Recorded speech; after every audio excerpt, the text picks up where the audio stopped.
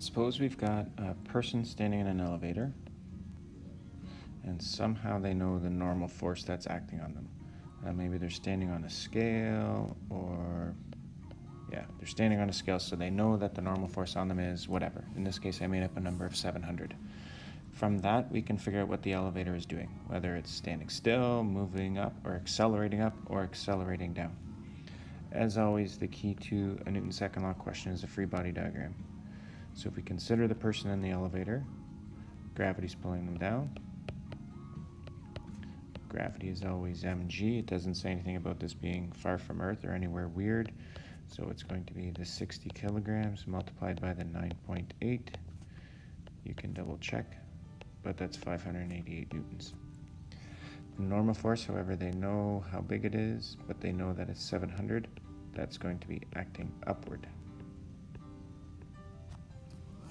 Already from here I can tell what the elevator is doing. Since the upward force is larger than the downward force, the upward force is winning that tug of war, the elevator must be accelerating up.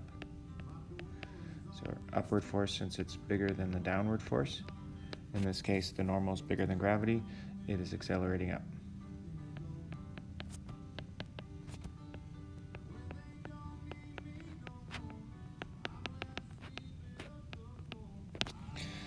I don't know if it's moving up. It may be that the elevator is going downward and putting the brakes on, slowing down while it's going down.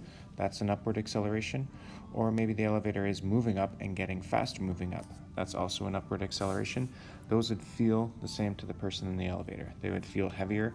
In this case, the 700 newtons is greater than the 588, so they'd feel a little bit heavier than kind of the boring case. Just for fun, we can go one step further. F net is equal to ma. In this case, the net force is going to be the difference. I always do the bigger force minus the smaller force, and then that helps me keep track of the signs. So for the numbers cooked up in this one, 700 newtons minus 588 equals 60 times the acceleration. You can double check on a calculator, but when I did it, I got roughly 1.9 meters per second squared. So the elevator is accelerating up at 1.9 meters per second squared.